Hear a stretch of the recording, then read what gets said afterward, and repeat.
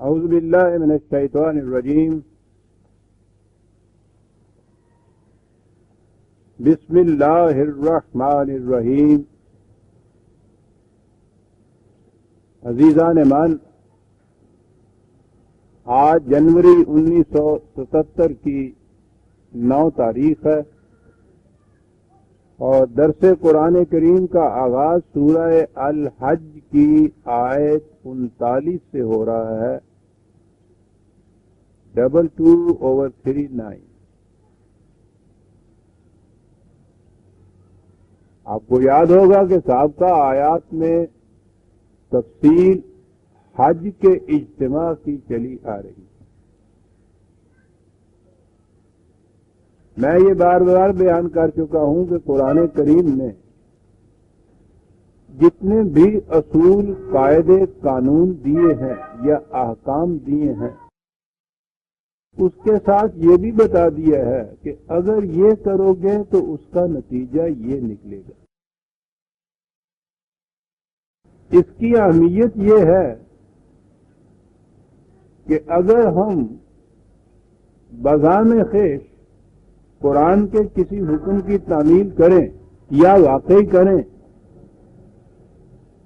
تو اس کے بعد یہ دیکھنے کے لیے کہ یہ واقعی اس حکم کی تعمیل منشاء خداوندی کے مطابق ہو گئی ہے یا نہیں،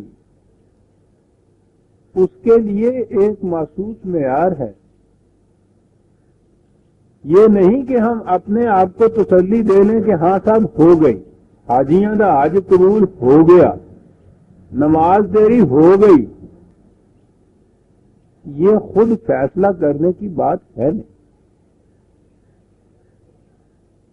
جس طرح حساب کا سوال جب بچے نکالتے ہیں تو اس کے بعد یہ ان کے اپنے فیصلہ کرنے کی بات نہیں ہوتی کہ جواب صحیح آیا ہے یا نہیں۔ وہ کتاب دینے والے نے وہ جواب لکھا ہوتا ہے، اسے یہ دیکھنا ہوتا ہے کہ یہ جواب اس کے ساتھ ملتا ہے یا نہیں، میرا جواب۔ اگر ہر بچے کو یہ اجازت ہو تو سوال نکالنے کے بعد جو جواب بھی آئے وہ خود سمجھ لے، اطمینان اپنا کر لے کہ جی ٹھیک ہے، اس کا نتیجہ وہ ہوگا جو آپ کی امت میں ہو رہا ہے۔ ہر ایک کا جواب صحیح ہے۔ کلو حزب بما لدیہم فرحون، اس ٹکڑے پہ کبھی غور نہیں کیا لوگوں نے کہ اس کے معنی کیا ہیں۔ ہر بچہ اپنے اپنے جواب سے مطمئن ہو جاتا، یہ صورت ہو جاتی ہے امتوں میں۔ دین خداوندی کی بنیادی خصوصیت یہ ہے کہ اس نے اپنے ہر فارمولے کا نتیجہ، ہر حکم کا ایک مخصوص نتیجہ خود بتا دیا ہے کہ آپ اپنے ہی ذہن میں طے کر کے مطمئن ہو کے نہ بیٹھ جائیں کہ ہو گیا۔ الحمدللہ حج کی آیات چلی آ رہی اور ان آیات کے آخر میں آیت ہے کہ ان اللہ یدافع عن الذین آمنوا، خدا جماعت مومنین کی حفاظت اور مدافعت کرے گا۔ یہ جو عن الذین کن سے، ان اللہ لا یحب کل خوان کفور، ہر وہ لوگ جو تمہاری ان صداقتوں کا انکار کریں اور وہ تمہاری جو خوشگواریوں کی حالت ہے اسے دیکھ نہ سکیں اور چاہیں کہ ان کو تبدیل کر کے ان کو پھر ذلیل و خوار کر دیا جائے، ان سے خدا تمہاری مدافعت کرے گا، حفاظت کرے گا، محفوظ رکھے گا۔ اب اگر جو کچھ پیچھے حج کے متعلق کہا چلا جا رہا ہے اس کا نتیجہ یہ ہے کہ آپ دنیا کی ہر اس قوم سے، اس گروہ سے، اس جماعت سے جو آپ کی تخریب کے در پہ آزار ہے محفوظ ہیں، تو پھر تو یہ حج خدا کی منشا کے مطابق ہوا۔ تو اگر یہ نہیں ہے تو دو ہی صورتیں اس کے بعد ہوں گی، یا تو یہ کہ معاذ اللہ خدا کا یہ جو کہا ہوا ہے یہ غلط ہے، معاذ اللہ وہ کہتا رہے کہ ان اللہ لا یخلف المیعاد ان وعد اللہ حق، ہم کبھی وعدہ خلافی نہیں کرتے، ہماری ہر بات ہو کر رہتی ہے، کہتا رہے۔ لیکن آپ کہیں گے کہ نہیں صاحب دیکھیے تو صحیح، حج ان تمام ارکان و تعدیل و مناسک و شعائر و رسوم کے مطابق جو وہاں ہمیں بتائے جاتے ہیں، کتابوں میں لکھے ہوئے ہیں، وہ ہمارے ساتھ ساتھ پھر رہے ہوتے ہیں۔ حج کرانے والے جو ہیں، جو کہتے ہیں ہم کرتے ہیں، جو الفاظ وہ کہتے ہیں ہم بولتے ہیں، اور اس کے بعد عرفات کے میدان کے اندر پھر بشارت مل جاتی ہے حج قبول ہو گیا، تو حج کے صحیح ہونے میں ہمارے تو کوئی شبہ نہیں۔ اب اگر یہ ہماری حفاظت نہیں ہو رہی اور وہیں ہم چیخ بھی رہے ہوتے ہیں کہ دنیا بھر کی قوتیں ہمارے داتا تقریب ہیں، ہم غیر محفوظ ہیں، ہم اپنی حفاظت نہیں کر سکتے، وہیں کہہ رہے ہوتے ہیں اسی عرفات کے میدان میں بیٹھے ہوئے جہاں حج کی قبولیت کی بشارت مل رہی ہوتی ہے۔ تو پھر یہ چیز کیا ہوئی جو یہ کہہ دیا ہے خدا نے؟ دونوں میں سے ایک ہی بات ہے نا، کہ یا تو یہ بات ہے کہ یہ خدا کے یہ جو وعدے ہیں یہ وزن بیت برائے وزن بیت کہہ دیے گئے ہیں قرآن کے اندر، ٹھیک ہے کہہ دیے ہیں اس نے، معاذ اللہ عملاً ہم یہی کہتے ہیں، حج بھی صحیح ہو رہا ہے، ہماری سیکیورٹی حفاظت کا سامان بھی نہیں ہو رہا ہے، تو عملاً ہم یہ مانتے ہیں نا کہ خدا کے یہ وعدے، یہ جو کچھ اس نے گارنٹیز ہمیں دی تھیں، یہ سیکیورٹیز، یہ ضمانتیں، یہ سیانتیں، یہ بس ٹھیک ہے کہہ ہی دیا شاعروں کی طرح، عملاً ہم یہی مان رہے ہیں۔ بڑا غصہ آتا ہے جب ان سے کہا جائے کہ خدا پہ، قرآن پہ ایمان نہیں ہے، خدا پر ایمان نہیں ہے، کہیے کہ اس کے بعد یہی نتیجہ نکلتا ہے یا نہیں؟ دوسرا نتیجہ ہے اس کی طرف تو آپ آ نہیں رہے، دوسرا یہ ہوگا نا کہ نہیں صاحب یہ حج وہ حج نہیں ہوا ہمارا جس کا نتیجہ یہ ہونا تھا۔ اگر کہیں ایک دفعہ بھی حج یا سال بھر میں کسی وقت بھی اس آیت کے اوپر ایمان آ جائے تو پھر اگلے سال کے حج سے پہلے تو بیٹھ کے پھر یہ سوچے کہ حج تو وہ قبول ہوگا جس کا نتیجہ یہ ہوگا، ہماری مدافعت ہوگی، حفاظت ہوگی دنیا کی ہر تقریب دار قوم کے مقابلے۔ اگر تو حج کا یہ نتیجہ ہے تو حج منشاء خداوندی کے مطابق ہو رہا ہے، نہیں ہے تو آؤ بیٹھ کے سوچیں کہ کہاں غلطی ہے۔ مذہب یہی تو فریب دیتا ہے، وہ یہ سوچنے نہیں دیتا۔ وہ جن کے ہاں کروڑ روپیہ چلا جاتا ہے ان 10 لاکھ 20 لاکھ 14 لاکھ حاجیوں کا، وہ سوچنے ہی نہیں دیتے اس کو۔ وہ ان کے کان میں کہہ دیتے ہیں کہ اس سے ثواب ہوتا ہے، قیامت میں جا کر نجات ہوتی۔ یہ ایک ذہنی اطمینان ہے آپ کا۔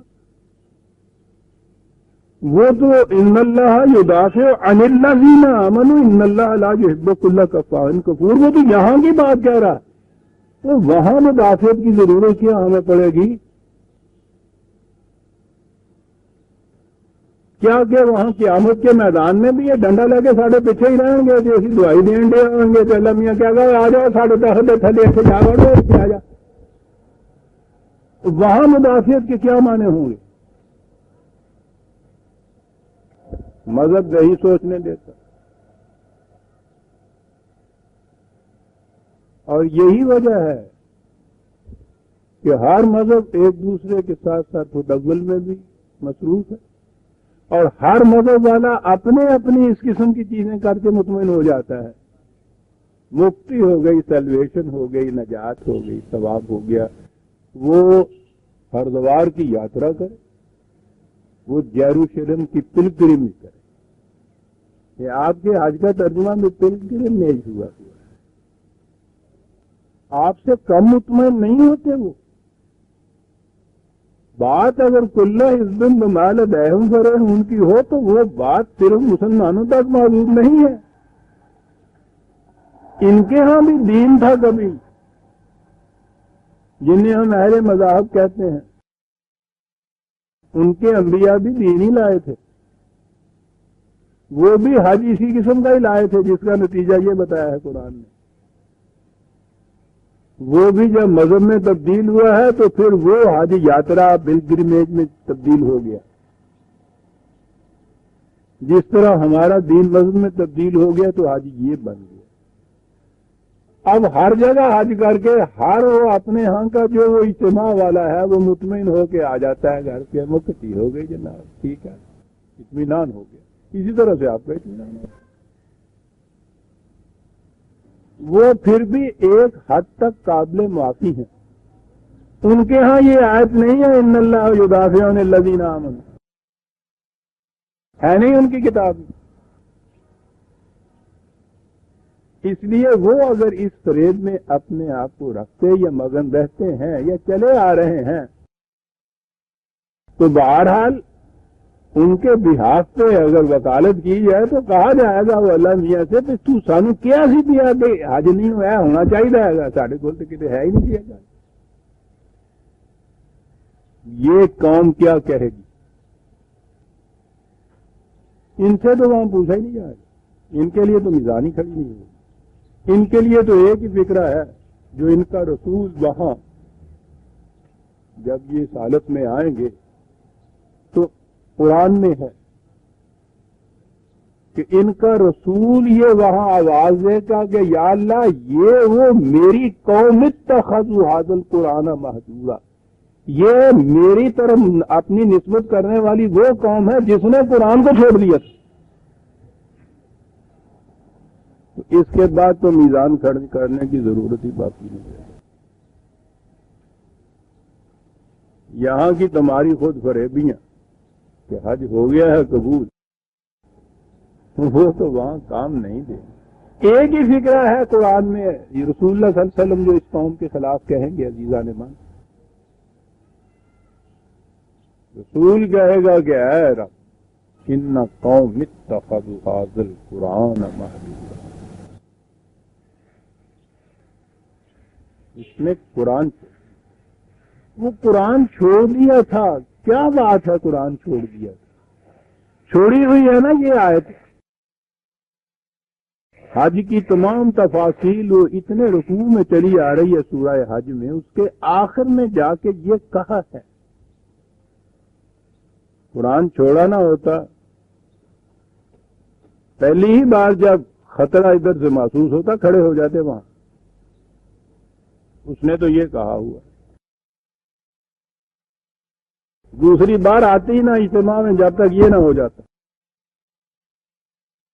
وہاں سے ہٹتے ہی نہ اجتماع سے جب تک یہ نہ ہو جاتا. میں جو بار بار کہا کرتا ہوں جو قرآن کریم نے یہ کہا، ادھر تو یہ ہے نا کہ ایک ہی آواز دی رسول اللہ نے، دیں گے رسول اللہ صلی اللہ علیہ وسلم کہ یہ میری قوم میری قوم جس نے قرآن کو چھوڑ دیا. اور یہاں آپ نے یہی کہا تھا نا ان سے کہ میں ایک ہی بات کہنا چاہتا ہوں تم اعظکم بواحد، ایک بات صرف تقوموا للہ مثنی و فرادا، بھاگتے دوڑتے چلتے یہ بات سننے کی نہیں ہے. بڑی اہم بات ہے جو میں کہنا چاہتا ہوں. کھڑے ہو جاؤ، ایک ایک دو دو کر کے کھڑے ہو جاؤ. جو بھی سمجھتا ہے کہ قابل توجہ ہوگی میری بات جو میں کہنا چاہتا ہوں، ایک بات، لمبی چوڑی کوئی بات نہیں کہنا چاہتا، ایک بات، کھڑے ہو جاؤ. کھڑے ہو گئے تو سن تو لیجئے کہ ایک ہی بات یہ کہنا چاہتا ہے. کیا کہتا ہے؟ کہا تفکروا، سوچا کرو. یہ متبع سنت رسول اللہ، دعائی دے رکھی ہوئی ہے اتباع سنت رسول اللہ کے اندر کے روشیں اتنی گھٹاؤ، مسئلہ ہی نہیں حل ہو رہا 1300 برس سے کہ وہ داڑھی کی لمبائی کتنی سنت رسول اللہ کے مطابق ہونی چاہیے۔ سنت رسول اللہ ہی نہیں ہے، حکم خداوندی ہے، وہ تو قرآن میں ہے۔ وحی کی روح سے رسول اللہ نے یہ فرمایا تھا تفکرو، سوچا کرو، اور سوچ ہی سے محروم کر دیے اس کو، تو یہ اتباع سنت رسول اللہ اور تعمیل امر خداوندی ہو رہی ہے۔ سوچتے کہ وہ کھڑے ہو جاتے یہاں آ کر دافع اللہ۔ عزیزان من، دو ایک آیتیں آ رہی ہیں ساتھ میں۔ ویسے تو میں نے جو کہا ہے نا کہ قرآن کی کون سی آیت ہے کہ جو اس ایسی نہیں ہے کہ کھڑے ہو کے اس پہ سوچا جائے، عظیم تر حقائق اس کے اندر مضمر نظر آئیں گے، لیکن تسلسل اور واقعات اعتبار سے بعض آیتیں ایسی آ جاتی ہیں جو بڑی بنیادی چیزیں لیے ہوئے ہوتی ہیں۔ ان اللہ یدافع، خدا مدافعت کرے گا۔ چلیے جی، چھٹی پائی، تسی اوتھے پھیرے لے آیا کرو تے تہاڈی حفاظت اسی کر رہا کریں گے۔ بکروان اگر یہ ہو جائے کہ تم تو یہ کر لیا کرو، حج والی بات، حفاظت اور مدافعت تمہاری ہم کیا کریں گے۔ جن کی حفاظت خدا کرے انہیں اس کے بعد خود کرنے کی ضرورت کیا ہے؟ قرآن کریم آپ کے سامنے نسخے ہیں عزیزان من، تو سامنے رکھیے گا، دیکھیے گا قرآن بولتا کیسے ہے۔ یہ مدافعت خدا کیسے کرے گا، کیا ہوگا؟ سن لیجئے مدافعت کیسے ہوتی ہے۔ اذن للذین یقاتلون بانہم ظلموا، مدافعت کا طریق سن لیجئے کہ ہاں تم لوگوں پہ بہت ظلم ہوا ہے، اتنے عرصے تک تمہیں روک کے رکھا تھا یا تم تیاریاں کر رہے تھے، آج تمہیں اجازت دی جاتی ہے کہ تم بھی ان کے مقابلے کے لیے میدان جنگ میں آ جاؤ۔ اللہ حفاظت کر رہا ہے، یہ ساتھ ہی آیت ہے، دیکھ لیا۔ حج میں کیا کرنا تھا ہم نے؟ حج میں لام بندی کرنی تھی آپ نے، حج میں جنگ کی اسٹریٹجی سوچنی تھی آپ نے، حج میں سارے ڈیفنس کے جس قدر بھی شعبے ہیں ان کا انتظام کرنا تھا آپ نے، اس لیے کہ اس کی مدافعت کا، آپ کی مدافعت کا جو اس نے ذمہ لیا اس کا طریقہ یہ بتایا کہ میدان جنگ میں نکلنا ہے تم نے۔ کہیں گے کہ باتیں اتنی مربوط کھڑی کھڑی صاف پڑی ہوئی ہیں، قرآن بہرحال ان کے ہاں بھی پڑھے جاتے ہیں، دہرائے جاتے ہیں، سب کچھ ہوتا ہے، تفسیریں لکھی جاتی ہیں، وہ کچھ تو کہتے ہوں گے۔ پتہ ہے قرآن کے متعلق بنیادی چیز یہ ہے کہ انہوں نے کہہ دی کہ اس میں رب کوئی نہیں ہے، ایویں ہی کوئی گل کتے کہہ دیتی، کوئی کتے کہہ دیتی، وہ کتے کہہ دیتی، ان کا حج کے ساتھ ربط نہیں ہے کوئی۔ چل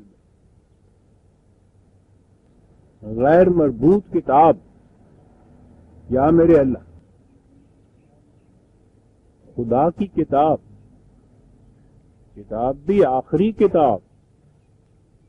میں کہا کرتا ہوں کہ اور تو خیر بڑے لوگ کوئی ہوں گے، میرے جیسا ایک ناچیز قلمکار بھی کتاب پوری تو ایک طرف رہے، چار فقہوں کے متعلق کوئی کہہ دینا کہ تمہاری کتاب میں وہ فکرے غیر مربوط ہے، کتاب پھاڑ کے پھینک دیں۔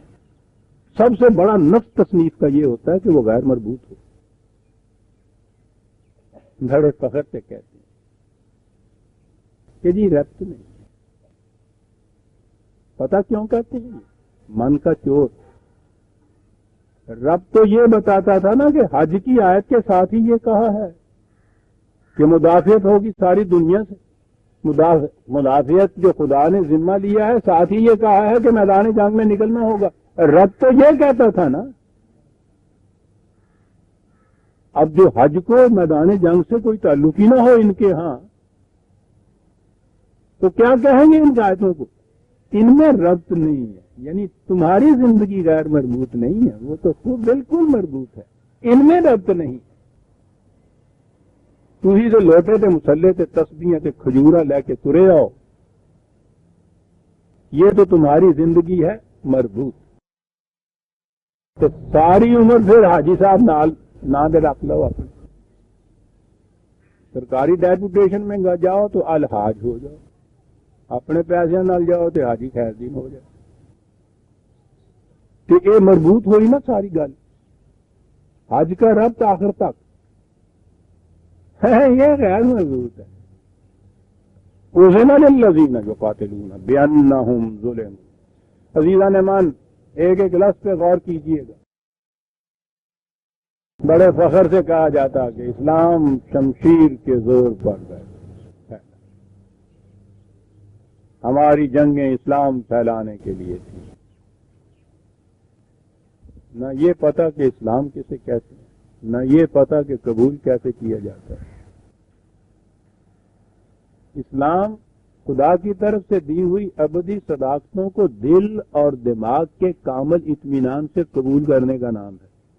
یہ شمشیر کے زور سے بھی یہ قبول کی جاتی ہے، دل اور دماغ کی رضامندی سے، اسے تو ایمان کہا ہی نہیں جا سکتا۔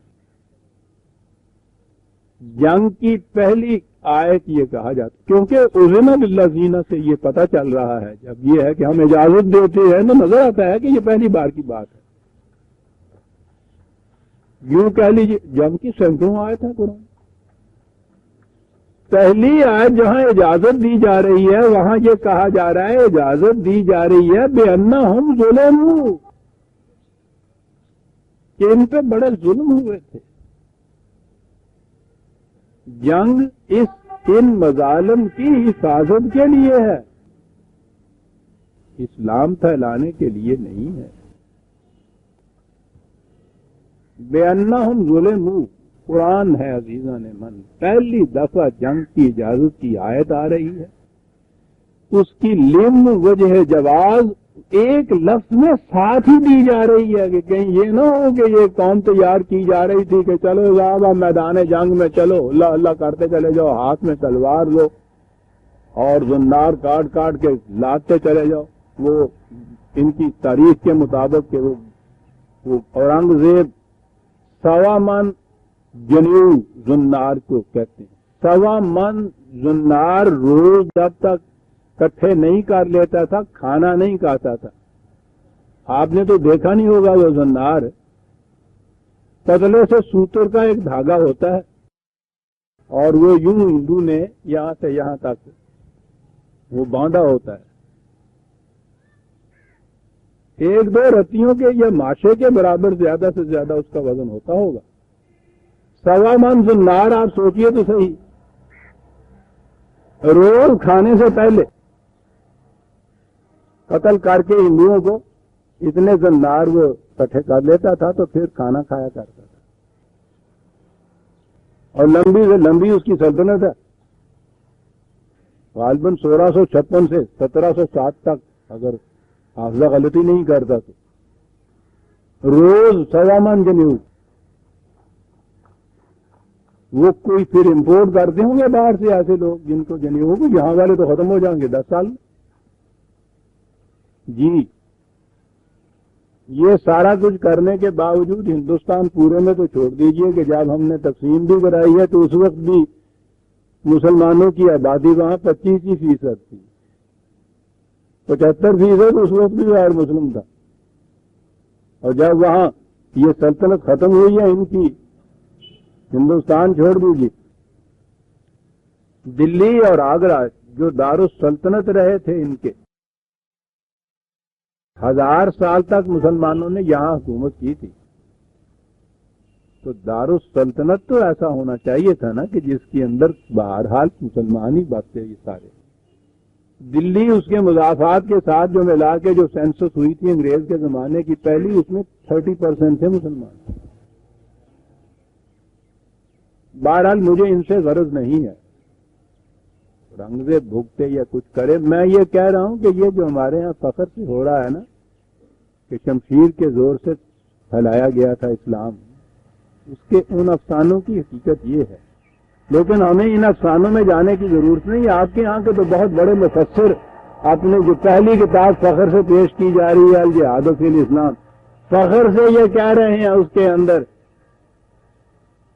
کہ 23 سال نبی معاذ اللہ نبی اکرم صلی اللہ علیہ وسلم نے بھی 13 سال تک خاموشی سے پھر مدینے میں بیٹھ کے بھی تبلیغ کے ذریعے سے اسلام پھیلانے کی جو کوشش کی تو چند لوگ مسلمان ہوئے. لیکن جب آپ کے ہاں پھر وہ شمشیر لے کے اٹھے ہیں بعد کے عہد میں، تو آپ دیکھیے چند سالوں کے اندر ایران اور فلسطین اور روم اور یہ کروڑوں کی تعداد کے اندر مسلمان ہوئے. تو کہو اسلام شمشیر کے زور سے پھیلا ہے یا تبلیغ کے زور سے پھیلا ہے؟ یہ اس میں لکھا ہوا 12 پہلی ہی آیت میں یہ بتا دیا بِأَنَّهُمْ ظُلِمُوا، اس لیے جنگ. تو صاحب کہا تو یہ تھا کہ خدا مدافعت کرے گا ان کی، اور اس کہا ان سے کہ تم جاؤ میدان جنگ. خدا کیا کرے گا؟ ان اللہ علی نصرہم لقدیر، ہم ان کی مدد کریں. تو ہوا یہ کہ خدا کی یہ جتنی چیزیں کہی گئی ہیں کہ یہاں یوں ہوگا تو یہ ان کے ہاتھوں سے ہی. خدا کا ہر وعدہ، اس کی ہر ذمہ داری انسانی دنیا کے اندر انسانوں کے ہاتھوں سے پوری ہوتی ہے. یہی انسان جن کے ہاتھوں سے یہ ذمہ داریاں پوری ہوتی ہیں، یہ وعدے ایفا ہوتے ہیں، انہیں جماعت مومنین کہا جاتا ہے. یہ ایجادات بہت اچھی ہوئی، ساتھ وعدے نہیں ہوئی بغیر پتہ لگے کیا دیو اندروں دونوں رلے ہوئے. تھی انسانی دنیا میں خدا کی ذمہ داریاں یا اس کے وعدے جو ہیں براہ راست نہیں پورے ہوتے، وہ انسانوں کے ہاتھوں سے ہی پورے ہوتے ہیں. وہ انسانوں کی جماعت جو خدا کی ذمہ داریاں پوری کرنے کے لیے وجود میں آتی ہے انہیں مسلمان کہتے ہیں. یہ ہو گئی ڈیفینیشن ہمارے یہاں مسلمان کی یا امت مسلمہ کی یا جماعت مومنین کی. تو ان کے ہاتھوں سے ہوگی. ان اللہ علی نصرہم لقدیر، خدا ان کی مدد کرے گا. چلیے اتنی بڑی بات ہے، خدا مدد کرے گا. ایسے ہی مدد کر دے گا کہ آپ مومن ہو گئے، کہہ دیا ہمارا اللہ پہ ایمان ہے، اس نے کہا ہوا ہے ہم تمہاری مدد کریں گے، تو ٹھیک ہے ہم چلتے ہیں. اور نصرت تو وہ مدد ہوتی ہے جس میں غالب آ جاتا ہے دوسرا، وہ کرے گا. یہ آیت ہے 39. اجے سال ہی نہیں لے ایسا کہ 40ویں آیت آگے شروع ہو گئی. تو 40ویں آیت کے اندر اس نے کہا، یعنی بڑی خوشی تھی ہمیں کہ باہر آ مدد تو ہماری کرے گا نا، وہ تو بڑی بات ہے. زیادہ وقت تک ہمیں اس فریب میں بھی نہ رہنے دیے. 40ویں آیت میں ہے وَلَا يَنْصُرَنَّ اللَّهُ مَن يَنْصُرُهُ. سن رکھو، ہم اس کی مدد کریں گے جو پہلے ہماری مدد کرے گا. لو وہ تو پہلے وصول کرتا ہے. شرط یہی ہے جو ہماری مدد کرے گا ہم اس کی مدد کریں گے. ساتھ ہی یہ کہہ دیا کہ یہ ذہن میں نہ آ جائے کہ اچھا خدا ہماری مدد کا محتاج ہے. کہا ان اللہ لقوی عزیز، نہیں ہم بڑے قوت والے بڑے غلبے والے ہیں. لیکن تمہاری دنیا کے اندر یاد رکھو ہماری نصرت ان کے ساتھ ہوگی جو ہماری مدد کریں گے. سیدھی جی گل ہے بھائی صاحب، سچا لکھا اسی تو سچی گل پہلا کہہ دینے. کیا بات ہے، مدد کی شرط کہ جی خدا کی مدد یہ عاجز و ناتواں بندے، وہ کبیون عزیز کہہ رہا ہے اپنے آپ کو، یہ کیا ہوگی؟ 39ویں پہ ہم ہیں، 40ویں میں نے یہ تشریح کر دی، ذرا دم لیجئے، 41ویں میں بتا دیا کہ مدد کیسے کرو ہماری۔ لیکن یار ایک سیکنڈ ٹھہر کے یہ سنتے جائیے کہ وہ مدد پھر کرتا کیسے ہے، یعنی وہ جو مدد اس کی ہوتی ہے اس میں ہوتا کیا ہے؟ یعنی ہوتا تو اس طرح سے ہے نا کہ اس کی مدد کرو تو وہ تمہاری مدد پھر کرے گا۔ اور اگلی بات یہ کہ جب یہ تو آگے میں بتاؤں گا نا کہ اس کی مدد کیسے کرو، وہ اگلی آیت میں آئے گا۔ سوال یہی پیدا ہوتا ہے کہ بہت اچھا جی وہ جو مدد کرے گا تو کرے گا کیا؟ ہم تو یہ سمجھتے ہیں نا کہ پھر وہ راوی کے کنارے وہ سفید گھوڑیوں والا اور وہ سبز پگڑیوں والے وہ بھیج دیتے ہیں اور وہ ہوائی جہازوں میں سے بم لیتے ہیں، وہ اس کے اوپر مار کے تیری ایسی بھی تاریخ مارے جو آسمانوں آ جاتے ہیں۔ اور پھر کبھی یہ کہ صاحب بغداد سے وہ بڑے پیر صاحب وہ تشریف لا رہے تھے اور جنید بغدادی آ رہے تھے، تو ایک میں تو یہ بھی کہا ہوا ہے کہ خود نبی اکرم صلی اللہ علیہ وسلم نے فرمایا تھا کہ میں جا رہا ہوں وہاں۔ سوچتے ہیں یہ تھا نا ہم نے تو ان سے پوچھا یہ گیا، مصیبت تو یہ ہے نا کہ یہ ساری کمبختی اسی گناہگار کے حصے میں آئی ہے، کوئی اور پوچھتا ہی نہیں۔ چلیے زندگی کے چند دن اور رہ گئے ہیں اور کافر بنا لو۔ 71 میں ان سے پوچھا کہ سرکار وہ کہاں گئے، وہ بغداد والے اور وہ مکے والے اور وہ مدینے والے اور سبز مامے والے سفید گھوڑیوں والے مار مار کے انہوں نے سور بنا دیتا تھا۔ پتا جواب کیا ملتا لگا انہوں کہہ دیا نا تو روزگار یہ ہے کہ انہوں اور بھی تو کام ہے دنیا کیا شاعری ہو رہی ہے۔ سنیے وہ مدد کیسے کرتا ہے۔ عزیزان من بار بار کہتا ہوں سن لیں، ایک قرآن پہ ایمان لے آئیے، سارے مسائل حل ہو جاتے ہیں، ذہنی اشکال دور ہو جاتے ہیں، باتیں صاف ہو جاتی ہیں، دین ایک حقیقت ثابتہ بن جاتی ہے، مذاق نہیں رہتا، پھر ہنسنے کی بات نہیں رہتی۔ وہ گھوڑیوں والے اور امامے والے نہیں گئی۔ یا ایھا الذین آمنوا، 47/7 47/7 یا ایھا الذین آمنوا ان تنصروا اللہ ینصرکم، وہی الفاظ، اگر تم خدا کی مدد کرو گے خدا تمہاری مدد کرے گا۔ کیا کرے گا؟ یثبت اقدامکم، میدان جان میں تمہارے پاؤں جما دے گا، ثبات حاصل ہو جائے گا، تمہیں لغزش نہیں ہونے پائے گی تمہارے قدموں میں۔ یہ ہے مدد خدا۔ کس چیز سے سپاہی کے پاؤں میں ایک ثبات آتا ہے، دام آتا ہے؟ دو ہی چیزیں، خدا کے وعدے یہ سچے ہیں کہ ہم حق و صداقت کے اوپر ہیں، یقیناً ہم غالب آئیں گے کافر کے اوپر، اور اگر اس غلبے کے اندر انفرادی طور پر میری موت آ جائے گی تو وہ موت نہیں ہے، میں زندہ جاوید ہو جاؤں گا۔ یہ ایمان محکم ہے جو اس کے پاؤں کے اندر ثبات پیدا کر دیتا ہے۔ یہ کرے گا خدا، اتنی سی بات ہے، یہ سب میں تک دام ہوتی ہے۔ یہ ہے خدا کی نصرت۔ کڑیاں میں لا لیجئے، ربط تمام اجتماعات حج، اس کا مقصود یہ، مطلوب یہ، مندوب یہ کہ ان اللہ یدافع الذین، امن ہوگا تمہیں،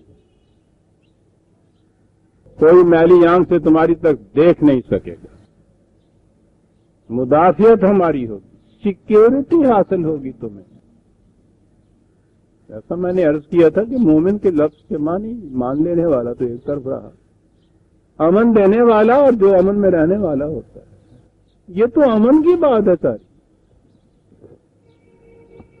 خوف تو خدا کا عذاب ہے، جس میں ہم مسلسل مبتلا،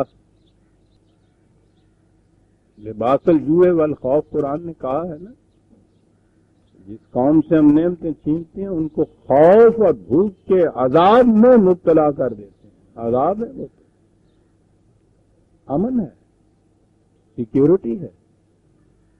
تو میں نے کہا کڑیاں ملا دی، یہ سارے اجتماعات حج، آخری اجتماع آپ کے ہاں کا رکن ارکان اسلام میں سے وہ ہے نا، چھوٹے چھوٹے اجتماع تو آپ کے یہاں یہ صلات میں جمعے میں ہوتے ہیں، سب سے بڑا وہ ہے نا، اور اس کا نتیجہ فطری نتیجہ مدافعت، امن، سیکیورٹی۔ کیسے؟ دنیا میں قوتیں تو ایسی نہیں ہوگی جو ساری کی ساری اللہ میاں فو کر کے ان کو ختم کر دے گا کہ ان کی مخالفت کی قوتیں سب مٹ جائیں، وہ تو ہوں گی۔ ان کے مقابلے میں اذن للذین جو قاتلوا، جو ظالم بن کر تمہارے اوپر چڑھ آئے گا اس کا مقابلہ کرنا ہوگا تمہیں۔ ہم تمہاری مدد کریں گے، مدد اس صورت میں کریں گے کہ تم پہلے ہماری مدد کرو گے۔ مدد صرف یہ ہوگی کہ تمہارے پاؤں جم جائیں گے میدان جنگ کے اندر، بس میدان جنگ میں جس سپاہ کے پاؤں جم جائیں کامیابی اس کے ہاتھ میں ہوتی ہے، سوال ہی نہیں۔ سامان ذرائع اس کے لیے تو الگ حکم دیا ہوا ہے کہ اپنی سرحدوں کے اوپر اس قدر سامان تم مسل رکھو کہ اسے دیکھ کے دشمن ڈر جائے، ہمت نہ کرے تمہاری طرف آنکھ اٹھا کے دیکھنے کی۔ سامان اور ذرائع کی تو یہ صورت ہے، لیکن مین بیہائنڈ دی گن جسے کہتے ہیں، بات تو ساری اس آدمی اس سپاہی پہ ہے۔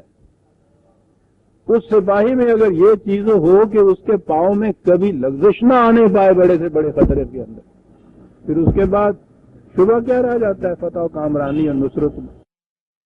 ہم مدد کریں۔ کہا کہ بے انا ہم ظلم، اس جماعت پہ بڑے مظالم ہوئے تھے، مظالم کی یاد دلائی جا رہی ہے۔ للذین اخرجوا من دیارہم بغیر حق، یہ وہ لوگ تھے کہ جب یہ وہاں رہے مکے میں 13 برس تک ان کو ستاتے رہے، وہ لوگ اس قدر ستائے گئے یہ غریب، اور اس کے بعد کیفیت یہ کہ وہاں سے نکال ہی دیا ان کو، ان کے گھروں سے، نہ حق یہ سب کچھ کیا۔ عجیب بات کہی ہے عزیزان، الا ان یقولوا ربنا، صرف اس جرم کی پاداش میں کہ یہ کہتے تھے کہ ہمارا رب اللہ۔ کہو اس جرم کی پاداش میں انتہائی ظلم یہ ہوا، کوئی اور جرم ان کے خلاف نہیں، صرف یہ کہنے کے لیے کہ ہمارا رب اللہ ہے۔ ان پہ اس قدر مظالم ہوئے، گھروں تک سے نکال دیا گیا۔ یہیں سے ہی بات یہ آ گئی، بات تو آگے چل کے آئے گی ابھی، آزادی مذاہب کی، یہ تو دین ہے نا،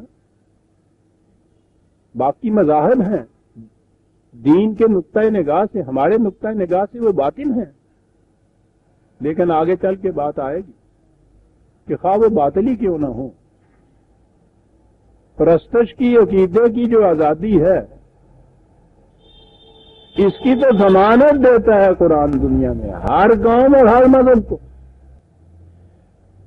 یہیں سے ہی بات ایک نکلتی ہے، اگر ان کا یہ جرم بتایا گیا کہ یہ صرف یہ کہتے تھے کہ ہمارا رب اللہ ہے، اور اس بنا پہ ان کو ظلم کیا۔ اگر ایک ہندو کہتا ہے کہ ہمارا ایشور پرماتما ہے، اس کا لفظی ترجمہ ہے نا وہ، اس بنا پر اگر اس کو ستایا جائے گا تو اسی کیٹیگری میں ہم آ جائیں گے۔ سوال تو یہ ہے نہیں کہ یہ جو قولوا ربنا اللہ، یہ لفظ ربنا اللہ تھا عربی زبان کا، یہ آپ نے ہندی میں کہیے، سنسکرت میں کہیے، انگلش میں کہیے، کچھ بھی کہیے، مفہوم تو یہ ہے نا۔ پنجابی موک گئی عزیز سویر تو حالواؤں سی نا باؤل کہ یہاں لکڑی کا یا اس کا وہ جوا رکھا ہوا ہوتا تھا، بہت زور لگتا تھا، تو اس کے اندر بڑی گرمی پیدا ہو جاتی تھی اور پھر دکھن بھی تو اس کے اندر ہو جاتی تھی مسلسل۔ تو کچھ وقت کے بعد وہ ہل چلانے والا جو تھا وہ اس کو کھڑا کر کے وہ جوئے کو ذرا یوں ہٹا دیندا سی یا بھی جو کہتے تھے بھی ذرا تو تے کڈ لائے دی تو دے مانے تو ہوتا ہے نا کھینچتا جو تھا اس کا اس کھینچنے سے یہ جو وہاں گردن کے اوپر اس کے لیک ہو جاتی تھی اور عام طور پہ بڑی شدت اور گرمی ہو جاتی اس کو ٹھہرا کے تو تھوڑا سا اس کا جو ہلکا تھا نا یوں کرتا تو کر لے یہ محاورہ تھا پنجابی یہ ساتھ ہوا کہنے تھے تو تھوڑی جی تو کٹا لا میاں شیخ صاحب کا شکریہ تو کٹاؤنے رہتے ہیں یہ پنجابی بھی ختم ہو گئی. ہاں جی میں نے کہا کہ یہیں سے یہ بات ثابت ہوتی ہے الا ان یقولوا ربنا اللہ. یہ بات جو ہے اس بنا پہ اگر کسی کو آپ اذیت دیتے ہیں تو یہ ظلم ہو جائے گا یہ مظلوم ہو جائے گا اس مظلوم کی نصرت خدا کے اوپر لازم ہو جائے گا. کسی کی تشریح سن لیجیے یہ میں خود اپنے ذہن سے نہیں یہ چیزیں کہہ رہا ہوں قرآن سامنے رکھ کے اپنے ذہن سے کچھ کہنا یہ تو بہت بڑا کھیل ہے. اگلے ہی الفاظ تو یہ اس طرف لے آئے بس صرف اتنا ہی ہے کہ وہ میں کھڑا ہو کے سوچتا رہتا ہوں ایک ایک آیت پہ ایک ایک لفظ 50 برس ہو گئے بجائے وَلَوْ لَا دَفَعُ اللَّهِ النَّاسَ بَعْدَهُمْ بِبَعْدٍ لَهُدِّمَتْ صَوَامِعُ وَبِيَعٌ وَصَلَوَاتٌ وَمَسَاجِدُ يُذْكَرُ فِيهَا اسْمُ اللَّهِ كَثِيرًا. اگر ہم یہ اہتمام نہ کرتے خدا یہ اہتمام نہ کرتے کہ زیادتی کرنے والے گروہ کی مدافعت دوسرے گروہ کے ہاتھوں سے نہ کراتا دفع اللہ الناس بعدہم ببعض وہی دفع اللہ کا لفظ وہاں وہ اللہ یدافع جو ہے لولا دفع اللہ الناس دفع اللہ یعنی اس کا فاعل خدا خود ہے یعنی خدا اگر مدافعت تو کیسے مدافعت ایک گروہ کی مدافعت دوسرے گروہ کے ہاتھوں سے وہ یہ مدافعت ہوتی اگر وہ ایسا انتظام نہ کرتا. سنیے مدافعت کن چیزوں کی کرانے کے لیے یہ انتظام اس نے کہا اگر یہ نہ ہوتا تو یاد رکھو راہبوں درویشوں کی کوٹھڑیاں عیسائیوں کے گرجے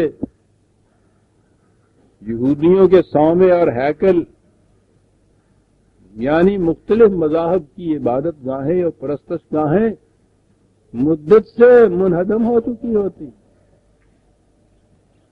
غیر مذہب والا اٹھتا اگر قوت اس کے ہاتھ میں ہوتی فریق مخالف کی عبادت گاہوں کو پرستش گاہوں کو منہدم کر کے رکھ دیتا. ہم نے یہ اہتمام کیا کہ اس قسم کے ظالم لوگوں کی مدافعت دوسروں سے کرائیں تاکہ یہ مندر یہ گرجے یہ صومعے یہ کوٹھیاں محفوظ رہیں. آخر میں مسیحتاں کا بھی ذکر کر وہ مساجد یذکر فیہا اسم اللہ اور اسی طرح سے مساجد بھی باقی نہ رہتے جس میں اللہ کا نام بہت کثرت سے یعنی یہ ہے وہ غائب. اب یہ سوچئے کہ جسے آپ دین تو ہوا یہ نظام جو اسلام کا باقی تو مذاہب ہی ہے نا اس میں تو پرستش ہی ہوتی ہے یہ پرستش گاہیں ہیں. خدا یہ کہہ رہا ہے کہ یہ انتظام ہم نے کر رکھا تھا کہ مختلف مذاہب کی پرستش گاہیں جن میں بتوں کی پوجا ہوتی ہے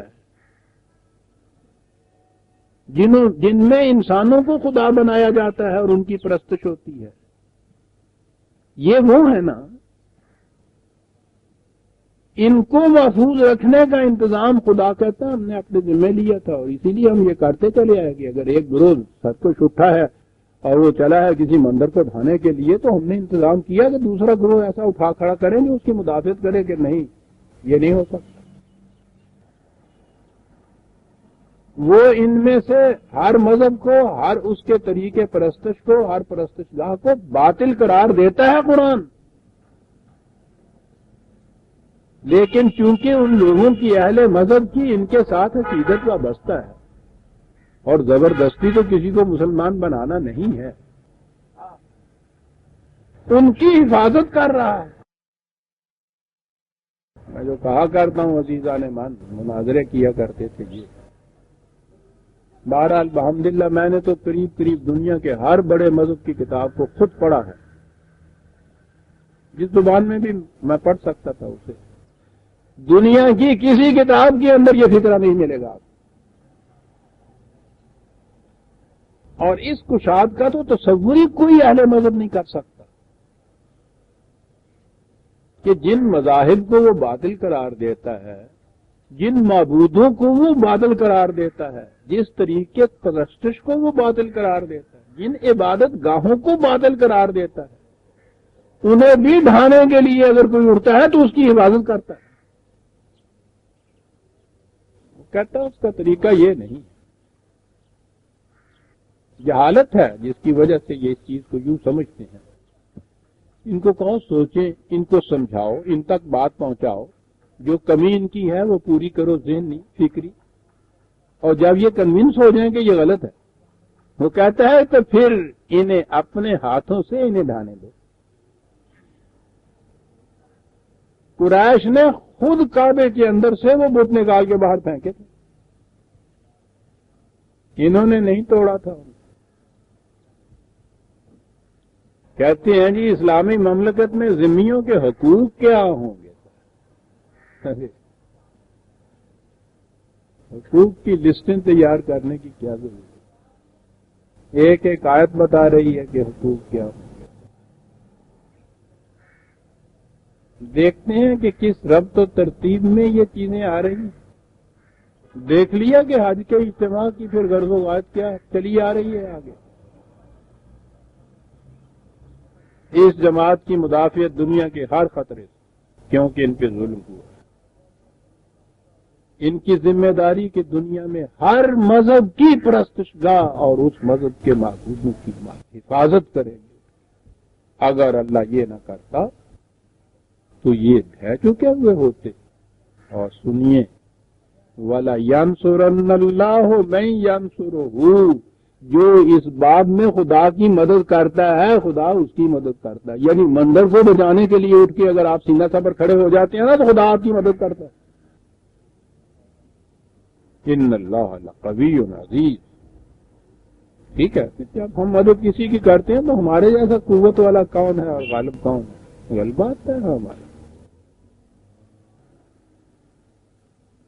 اب جو قوم اٹھ کے دوسروں کے مذاہب ان کے معابد کے متعلق یہ کیفیت کرے گی، انہیں دنیا میں ڈرنے کی کسی کی کیا ضرورت ہے؟ مدافعت تو ان کی آپ ہو گئی۔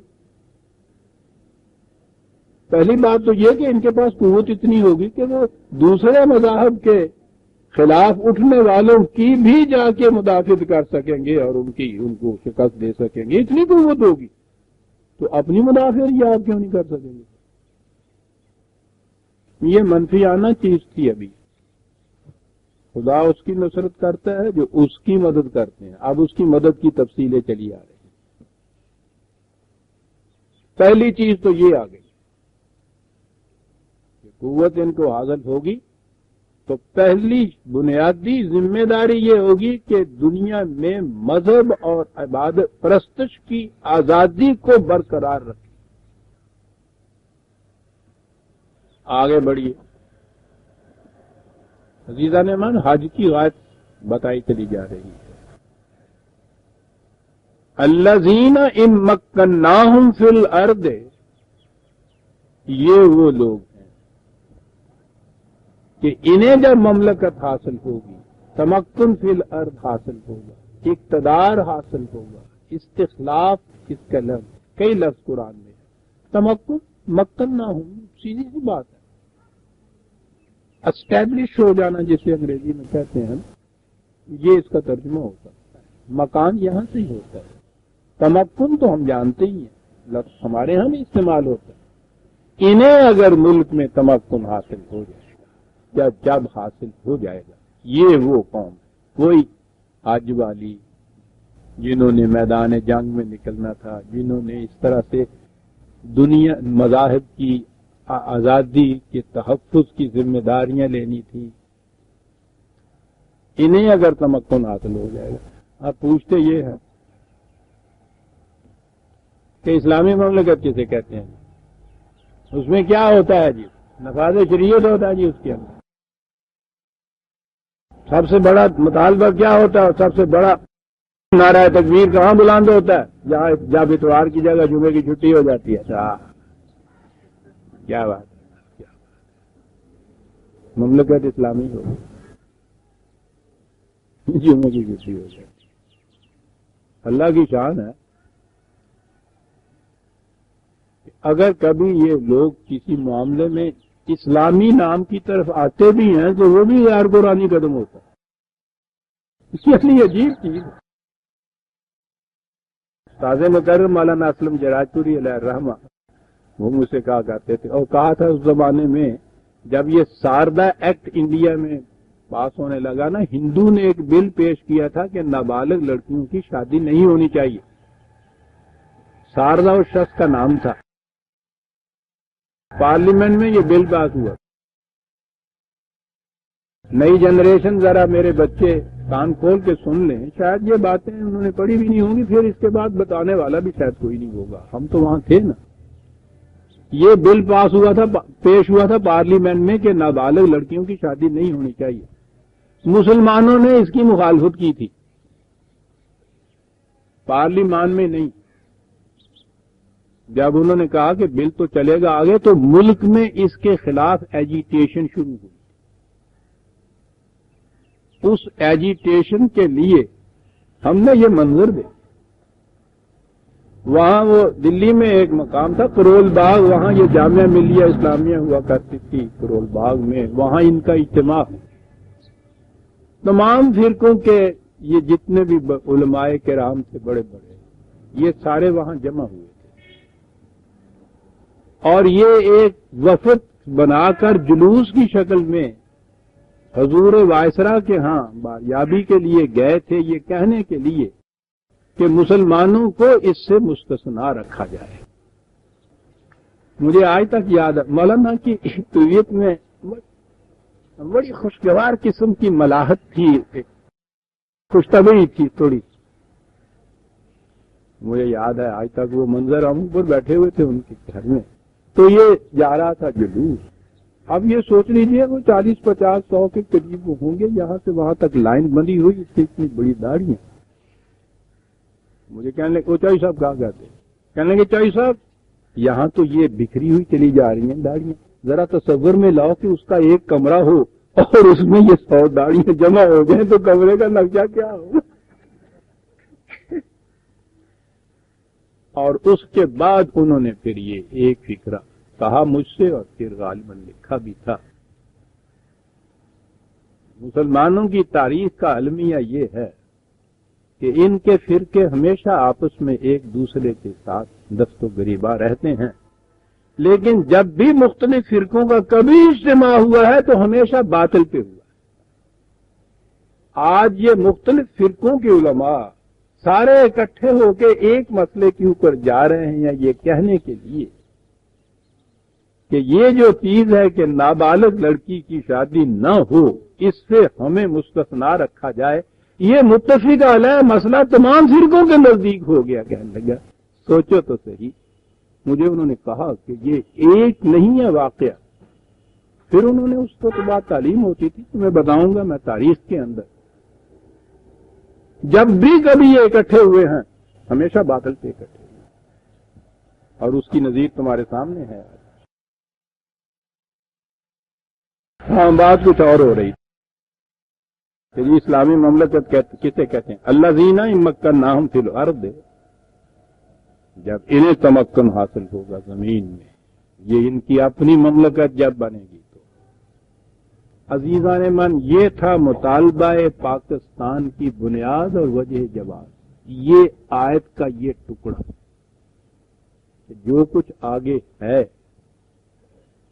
اس کے لیے پری ریکویزٹ کوالیفیکیشن جسے کہتے ہیں نا، پہلی بنیادی شرط اس کے لیے یہ ہے، جیسے نماز کے لیے وضو پہلی شرط ہوتی ہے نا۔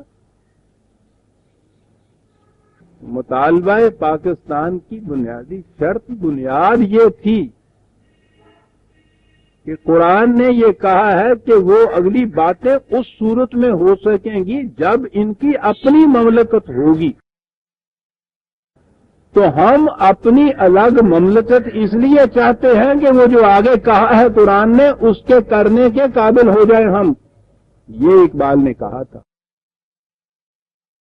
آپ دیکھتے ہیں عزیزان من قرآن کس طرح فکر کی بات ہے، کس طرح صحیح نتیجے پہ پہنچاتا ہے، کس طرح اس مفکر قرآن کو اس نتیجے پہ پہنچایا تھا چیز، پھر تاریخ اس کے سامنے.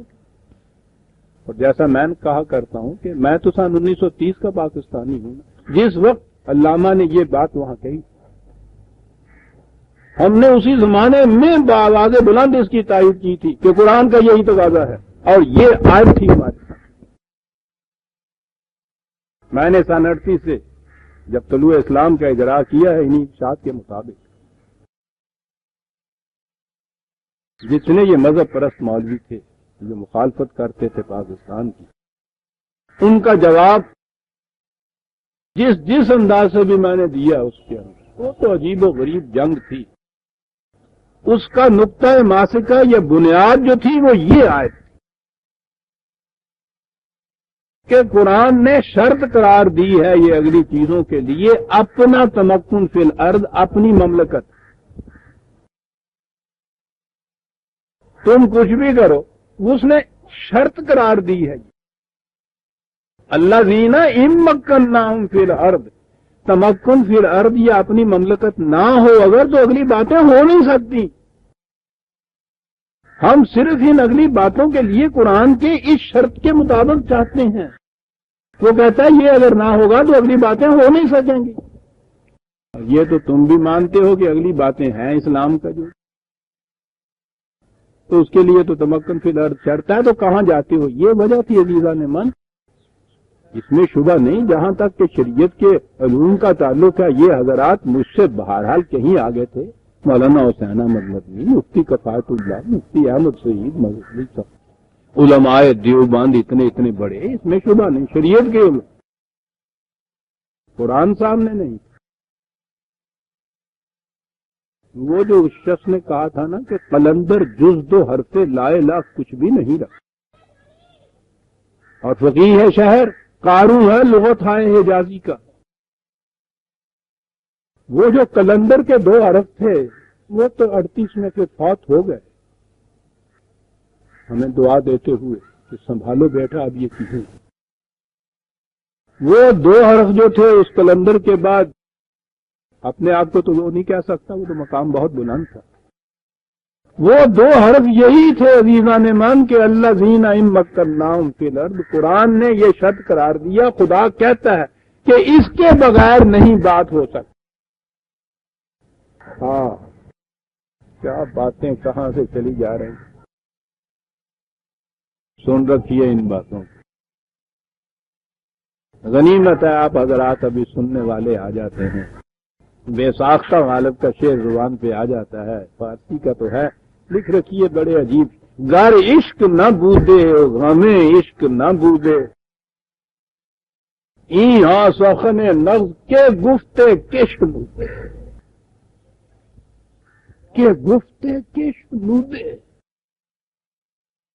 فارسی نہ جاننے والی خاص طور پہ بیٹیوں کا گاؤں، وہ کہتا یہ ہے کہ اگر عشق نہ ہوتا اور عشق کا غم نہ ہوتا، اس قسم کی دل دوز باتیں کون کہتا، کون سنتا. کون سنتے والی بات بڑی عجیب ہے. بہرحال الذین ان مکناہم فی الارض، یہ ہے عزیزان من. ہوا کبھی اس 26 سال کے عرصے میں بھی یہ آیت آپ کے سامنے ان میں سے کوئی لایا ہے؟ اسلامی مملکت کسے کہتے؟ تقاضائے پاکستان کیا تھا، ہم نے پاکستان کیوں مانگا تھا، یہ سب بھانت بات کی بولیاں بول دیا. یہاں سے بات ہم نے شروع کی تھی الذین ان مکناہم فی الارض، لیکن بات تو آگے جا کے ڈانڈا پھٹ گیا. وہ کہتے تھے کہ صاحب آگے تو کہا ہوا ہے کہ یہ اقاموا الصلاۃ و آتوا الزکاۃ و امروا بالمعروف و نہوا عن المنکر. لیجیے صاحب یہ آگے بتایا ہے قرآن. مصیبت تو یہ ہو جاتی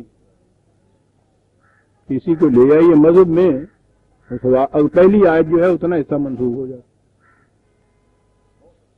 لفظی ترجمے کیا ہیں؟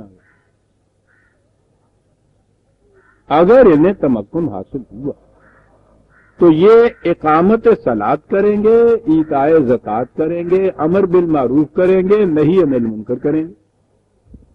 4 اصطلاحیں. اقامت کے صلاۃ کے معنی نماز پڑھیں گے، ایتاء زکوٰۃ کے معنی این کیا ہے مذہب میں، وہ 2.5% سال کے بعد دیں گے. امر بالمعروف نہی عن المنکر تو ان کے ہاں ہر وقت زبان پہ ہوتا ہے، ہر مولوی کی واز کہیں گے.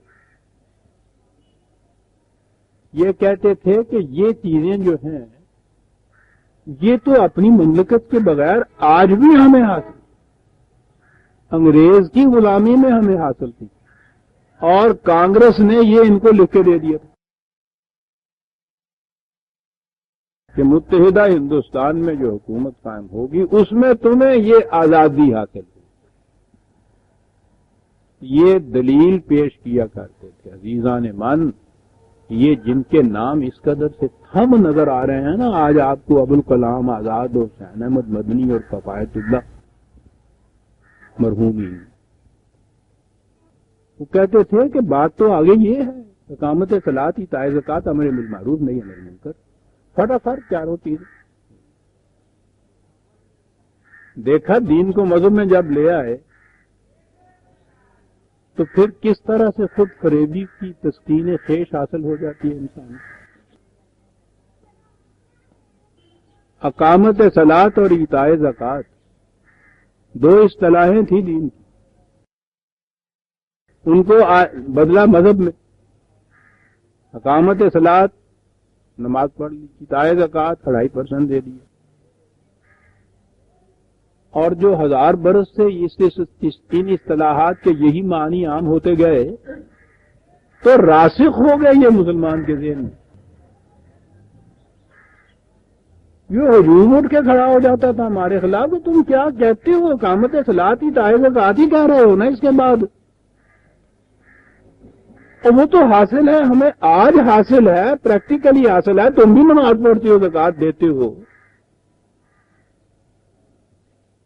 ان سے جب ہم کہتے کہ یہ بات تو آگے چل کے ہم یہ کہیں گے، یہ کہو یہ پہلے جو اس نے کہا ہے الذین ان مکناہم فی الارض، کہ جب انہیں زمین میں اپنا تمکن حاصل ہوگا مملک تو پھر یہ چیز ہوگی. کہتے تھے کہ یہ آیت ابتدائی زمانے کی ہے کہ جب اس کے بغیر وہ نماز نہیں پڑھنے دیا کرتے تھے، بعد میں یہ منسوخ ہو گئی تھی. جی گل ہے، کر لو کیا کر لو. نماز روزے آج زکوٰۃ کی اجازت ہے، ریگولیشن بات کر دیا ہوتا. اسی پہ اس بیچارے نے چیخ کے کہا تھا کہ ملا کو جو ہے ہند میں سجدے کی اجازت ہے. نادان سمجھتا ہے کہ اسلام ہے آزاد. کیا باتیں یہ شخص کہہ گیا تھا بختی کے، وہ اس سے پہلے ہی چلا گیا، اور یہ بعد میں جس کے ذہن میں تھا قرآن کا نقشہ تو اس کو انہوں نے مار دیا. عزیزان من، ہماری ساری جنگ جو تھی اس دوران میں یہ اقامت صلاۃ اور ایتاء زکوٰۃ، امر بالمعروف اور نہی عن المنکر کے قرآنی مفہوم سمجھانے میں ہی صرف ہو رہی. یہ مسئلے نئے سرے سے ہمیں کھڑے کرنے پڑے کہ قرآن میں کوئی آیت منسوخ نہیں ہے. آپ سمجھتے ہیں اس کی ضرورتیں کیوں پیش آئی تھی ہمیں وہاں، کہ یہ شرط لا ينفک ہے. اور پھر اقامت صلاۃ اور ایتاء زکوٰۃ جو تھی،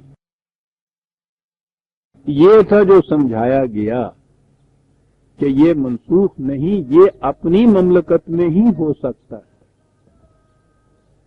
یہ قرآن کی شرط ہے، خدا نے یہ شرط اس کے ساتھ عائد کر رکھی ہے. اگر کوئی چیز جس کا نام تم اقامت صلاۃ اور ایتاء زکوٰۃ رکھ لو، غیروں کی مملکت میں بھی وہ ہو سکتی ہے، تو وہ نہ اقامت صلاۃ ہے نہ ایتاء زکوٰۃ ہے. یہ تھے وہ مسائل جن کے اوپر ہمیں میں بہرحال اللہ تعالیٰ کے حضور سجدہ شکرانہ بارگاہ عظیم میں ایک ہی طلوع اسلام تھا، کوئی دوسرا پرچہ نہیں. ایک ہی یہ فقیر بے نوا تھا. پرچہ بھی کیا تھا یہ ایک ہی شخص.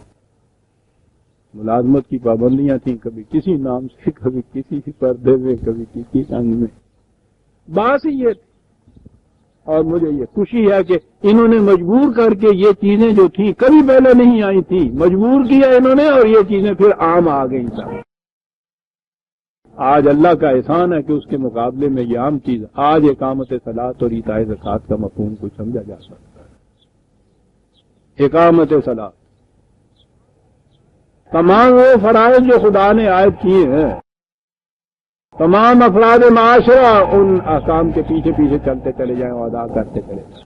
اقامت صلاۃ، ایتاء زکوٰۃ، تمام نوع انسانی کی ربوبیت اور پرورش کی ذمہ داری. امروا بالمعروف ونہوا عن المنکر، جس کا نام واز رکھ لیا تھا، ہم نے متعین کیا، کہا امرو ہے، وہاں تو حکم دیں گے وہ. اور پھر اس امر کے متعلق جو کچھ میں نے لکھا پھر اس دوران میں قرآن کی روح سے، یہ حکم جو ہے، امر جو ہے، یہ حکمن یہ چیز کریں گے. پھر بالمعروف ان کے یہاں آیا کہ جو کچھ یہ مروجہ شریعت ہے وہ ہے معروف. ہم نے پھر کہا کہ یہ الف لام اس کے اوپر جو ہے بڑی عجیب باتیں تھی کہ یہ المعروف کیا ہوتا ہے، پھر یہ سمجھانا پڑا. المنکر اور المعروف، قرآن جن چیزوں کو صحیح تسلیم کرتا ہے، معروف تو وہی ہے نا، ایکنالوجیز، جن چیزوں کو صحیح تسلیم کرتا ہے. الف لام کے ساتھ ہے، یہ ہر معروف چیز نہیں ہے. ابوالکلام آزاد نے جو وہ بات چھیڑی تھی، آپ کو یاد ہے میری جنگ اس کے ساتھ جو ہوئی تھی، اس نے کہا تھا نا کہ عالمگیر سچائیاں ہر مذہب میں یکساں طور پہ پائی جاتی ہیں. ہر مذہب والا اپنے اپنے طور پر اگر نیک عملی اور خدا پرستی کی زندگی اختیار کر لے تو وہ وہی ہے جو کچھ اسلام چاہتا ہے. تو اس میں بات میری یہ چیز ہوئی کہ صداقت کیا ہوتی ہے اور جسے تم نیک عملی کہتے ہو اس کی ڈیفینیشن کیا ہے. اس نے معروف کہا تھا. ویسے تو میں نے کہا نا کہ یہ لوگ بڑے عالم تھے، لیکن ذرا قرآن پیچھے ہٹ جائے تو جہالت آ جاتی ہے ساری. قرآن معروف نہیں کہتا، المعروف کہتا ہے. معروف اب صرف یہ اس کے اندر ہے، باہر نہیں ہے. اس سے میرے مضامین موجود ہیں، شروع اسلام کی فائلیں موجود رکھیں، آنے والے مورخ شاید اس سے فائدہ اٹھائیں. تو یہ کہا کہ قرآن کریم کے اندر جس چیز کو معروف کہا گیا ہے وہ معروف ہے، جسے اس نے منکر کہا ہے وہ منکر ہے. اور اس کے لیے امروا بالمعروف ہے، واز نہیں ہے، حکم دینا ہے. اسی کو قانون کہتے ہیں. نہو عمل مرکن ہے، قانوناً روک دینا ہے ان چیزوں سے. واز نہیں ہے. یہ 1000 برس سے تم واز کہتے چلے آ رہے ہو اس قوم کو، کیا نتیجہ اس کا نکلا؟ اور آخر میں ایک ہی بات اس نے کہہ دی، ملخص یہ ہے کہ وَلِلَّهِ عَاقِبَةُ الْأُمُورِ. بڑی عجیب آیت. امور، تمام معاملات، جتنی پرابلم، جو کچھ بھی امور ہوں تمہارے، طریقہ کار کیا ہوگا؟ عزیزان ایمان ذرا ان الفاظ پہ یاد رکھیے. عاقبت للہ، امور تو تمام معاملات ہی ہے. مسلمانوں کی مملکت کے متعلق کہا یہ کیا کہ وہ امرہم شورا بینہم. دیکھا امر وہاں موجود ہے. جتنے بھی امور ان کی زندگی سے متعلق سامنے آئیں گے، پہلی چیز یہ ہوگی کہ وہ باہمی مشاورت اس پہ کریں. مشورہ ہوگا، باہمی ہوگا. پہلی شرط. بہت اچھا مشورہ ہو گیا، پھر مشورے کے بعد کیا؟ یہ مغربی ڈیموکریسی ہوگی کہ 51 کی رائے لے لی جائیں گی. جس طرف یہ ہو گئی پھر وہ فیصلہ ہو گیا تو وہ حق ہے. مشورے کے بعد یہ عاقبت الامور، آخر الامر، دا اینڈ آف دیز ڈسکشنز. یہ کیا ہوگا؟ للہ، مشورہ انسانوں کا آپس میں، وَلِلَّهِ عَاقِبَةُ الْأُمُورِ، یہ خدا کے حکم کے مطابق۔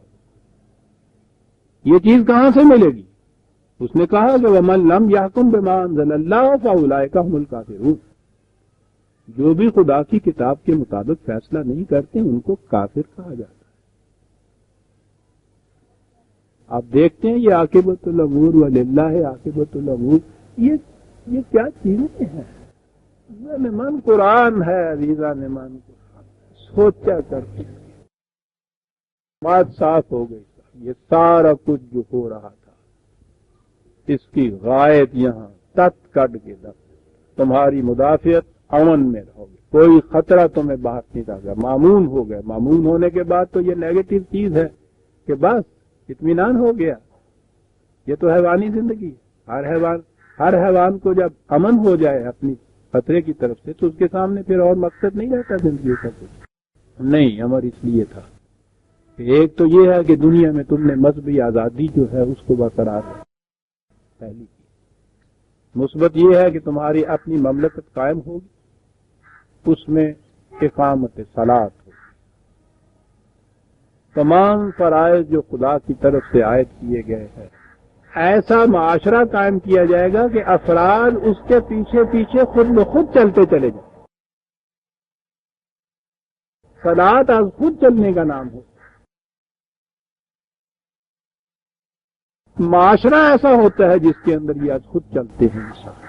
جیسے آج اس معاملے کے اندر آدمی انڈورٹینٹلی، ان انٹینشنلی، غیر شعوری طور پہ جھوٹ بولتا ہے، خلاف قانون کام کرتا ہے، رشوت دیتا ہے، پگڑیاں دیتا ہے، یوں کر آتا ہے جیسے کہ یہ روزمرہ کی بات ہے۔ وہ تو ہمارے ذہن میں نہیں آتا کہ انسان دیانت، سچ، صداقت جو ہے ان غیر شعوری طور پہ از خود کیسے کرتا چلا جائے اس کو۔ اگرچہ یوں کہیے کہ آخری عمر میں یہی کہا کرتا ہوں کہ ہماری بات نصیبی ہے کہ بچپن ہمارا اس ماضی میں گزرا ہے کہ ابھی کچھ نشانات تھے اس بات کے۔ جس معاشرے کے اندر عزیزان من آج تک یاد ہے مجھے، اتنا سا تھا میں بچپن میں، محلے میں ہندو دکاندار ہوتے تھے، ہم لوگوں کے وہاں مکان مسلمانوں کے ہوتے تھے، وہ ہندو دکاندار بڑے بڑے ساہوکار ہوتے تھے تو ہم مسلمانوں کے بچوں کو میاں جی کہا کرتے تھے۔ یوں ہی میں باہر نکلا، دوسری تیسری جماعت میں ہوں گا، مجھے یاد ہے کہ تختی میرے ہاتھ میں تھی، تو وہ ہندو دکاندار تھا، تیل بیچنے والا لالا، بڑا اچھا تھا۔ میں نکلا ہی تو اس نے کہا میاں جی ذرا گل سننی، وہ میں کھڑا ہو گیا، کہنے لگا دیکھا جی ہنیر خدا دا۔ میں نے کہا ایک اس کے سامنے داڑھی والا بھی کھڑا تھا، کہنے لگا جی یہ مسلمان ہو کے جھوٹ بول دے جے، ان کانوں میں یہ سنا ہوا ہے۔ اسے تعجب آ رہا تھا، کوئی اور وہاں نہیں تھا، صبح کا زمانہ تھا، میں ہی نکلا تو اس نے اس کی شہادت دینے کے لیے مجھے ہی پکارا۔ اس تعجب سے یہ الفاظ ساری عمر نہیں میں بول سکتا ہوں، میاں جی دیکھ دیو کہ قیامت آ گئی، کوئی مسلمان ہو کے جھوٹ بول رہا جائے۔ آج اگر کوئی کہہ بھی دینا ہمیں آگے کہ اس نے وہاں بات سچی کہی تھی تو جی کہتا ہے کہ نہیں، کوئی منافقت ہی برتی ہونی ہے۔ ہاں خیر، اقامت الصلاۃ آج خود اس طرح سے چلے جائیں، معاشرے کی روشی ایسی ہے عزیزان من، اور کچھ مشکل چیزیں نہیں ہیں، کبھی میں پھر بتاؤں گا۔ اگر ہر کام آپ کا قانون قاعدے کے مطابق ہو اور قانون و قاعدہ ہو خدا کے اصولوں کے مطابق، تو کسی کو ضرورت کیا پڑی ہے کہ جھوٹ بولے اور بے ایمانی کرے اور لا قانونیت کرے۔ وہی بات جو میں کہا کرتا ہوں یاد رکھو، وہی ضرب المثل، تو میں نے کی لوڑ پہ اسی میں جھوٹ بول رہا ہے آدمی جی انہوں نے لوڑ پہن دی جھوٹ بول رہا، ایویں نہیں بول رہا۔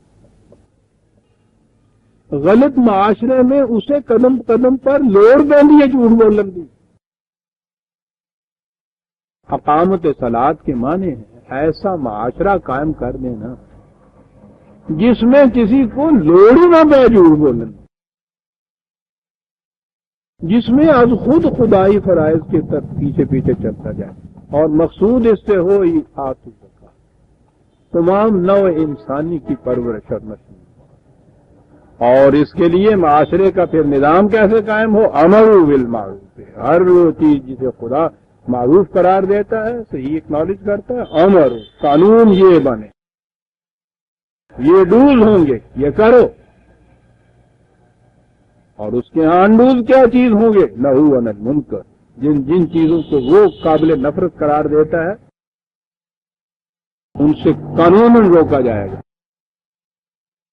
کہا کہ یہ المعروف اور المنکر کی پوری قرآن کے اندر لسٹیں نہیں ملیں گی تمہیں، بہت سے معاملات ایسے آئیں گے جن کے فیصلے خود کرنے ہوں گے آپ کو۔ وَلِلَّهِ عَاقِبَةُ الْأُمُورِ، آپس میں مشورہ کرو گے تم کہ امرہم شورا بینہم،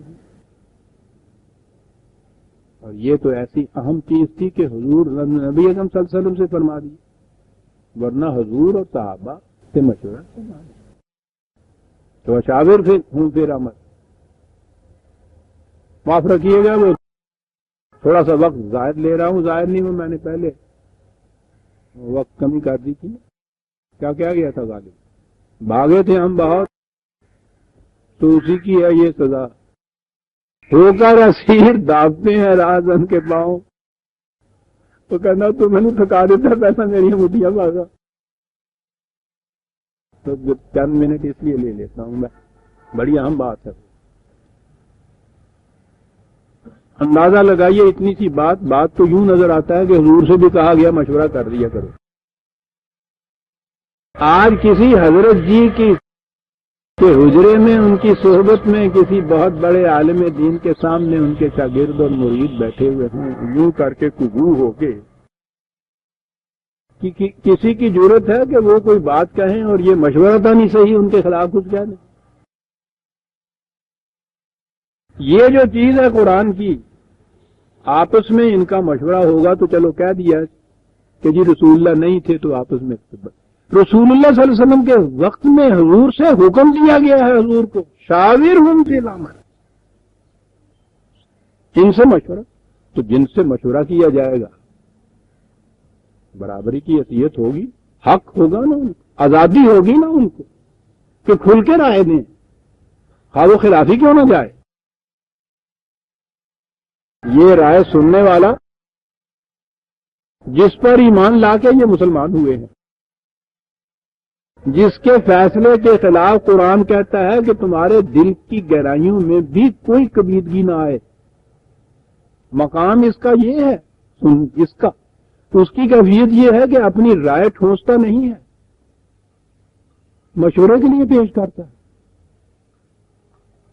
ان کو ضرورتیں اتنی دلا رکھی ہیں، بے باک کر رکھی ہیں کہ وہ بے باک کرنا اس کے خلاف مشورے دیتے ہیں۔ کہیں مذہب کی دنیا میں یہ چیزیں پیش آتی، سامنے آتی، اس کی مثال ملتی ہے آپ کو؟ یہ ہے اسوہ رسول اللہ، یہ ہے اتباع سنت رسول اللہ عزیزان من۔ اور مسلمانوں کے متعلق امرہم شورا بینہم، تو مشاورت کے بعد للہ عاقبۃ الامور، تمام معاملات کے فیصلے۔ اب نظر آ گیا کہ یہ اگر المعروف اور المنکر کی پوری لسٹ تفصیلات ساری قرآن میں ہوتی تو کوئی معاملہ باقی رہ ہی نہ جاتا کہ جس میں مشورے کی ضرورت پڑتی، وہ لسٹیں بن جاتی نا۔ تو نظر آیا کہ یہ المعروف و المنکر جو ہے یہ چیزیں تو بتا دی کہ یہ تو یوں ہے، لیکن بہت سے امور ایسے آئیں گے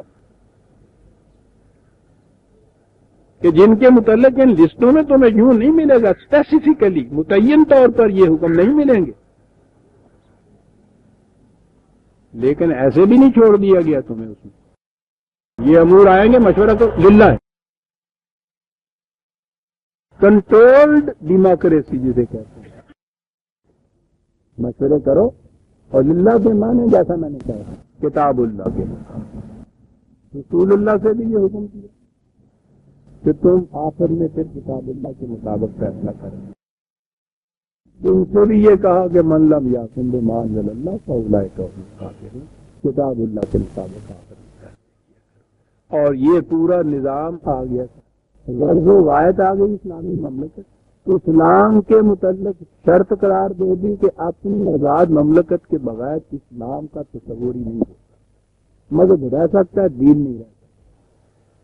اسلامی مملکت کے فرائض بنیادی اقامت صلاۃ، ایتاء زکوٰۃ، امر بالمعروف، نہی عن المنکر، یہاں پوری کی پوری لسٹیں جو ہیں ضبط نہیں ہو جاتی، پوری یہ نہیں آ جاتی، متعدد امور ایسے ہیں عاقبت الامور رہ جائیں گے جن کے اوپر باہمی مشورہ کرنا ہوگا۔ مشاورت کے بعد فیصلہ کن بات جو ہوگی وہ کتاب اللہ، وہاں سے تمہیں اصول لینا پڑے گا۔ یہ اتنی اہمیت تھی اس کے اندر کہ جب وہ عراق کی مفتوحہ زمینوں کے متعلق فیصلہ کرنا تھا عہد فاروقی میں، نیا مسئلہ سامنے وہ آیا تھا، مشاورت جو تھی آپ حیران ہوں گے 1 مہینے تک میٹنگ ہوتی رہی، طے نہیں پا رہا۔ کیا آخر میں امیر المومنین نے ایک دن اس کو کہہ دیا کہ ہم نے سب کچھ سن لیا ہے اور دیکھ لیا ہے کہ ویٹو کی پاور ہمارے پاس ہے، اس لیے ہم حکم دیتے ہیں کہ یہ کچھ کرو؟ کہا نہیں۔ آخری میٹنگ میں حضرت عمر آئے اور بہت خوش تھے، کہنے لگے کہ میرے عزیزوں اور دوستوں، اللہ تعالیٰ کا بڑا احسان ہے کہ جو بات مہینے بھر تک غور و فکر کے بعد سمجھ میں نہیں آئی تھی، آپ لوگ مشورہ کرتے تھے، میں سنتا تھا، لیکن میں ہر وقت اس فکر میں ڈوبا رہتا تھا کہ قرآن سے مجھے اس کے متعلق ہدایت مل جائے۔ اللہ کا احسان ہے کہ رات مجھے اس کی قرآن سے ہدایت مل گئی، اور قرآن کی انہوں نے آیتیں پیش کی اور کہا کہ بتاؤ کہ اس کے متعلق جو کچھ میں نے سمجھا ہے قرآن کا اس مفہوم، آپ ایگری کرتے ہیں اس سے؟ انہوں نے کہا ایگری کرتے ہیں۔ کہنے لگے معاملے کا فیصلہ ہے۔ وَلِلَّهِ عَاقِبَةُ الْأُمُورِ، سورہ الحج کی آیت 41 تک ہم آ گئے عزیزان، 42 سے آگے چلیں گے۔ ربنا تقبل منا انک انت السمیع العلیم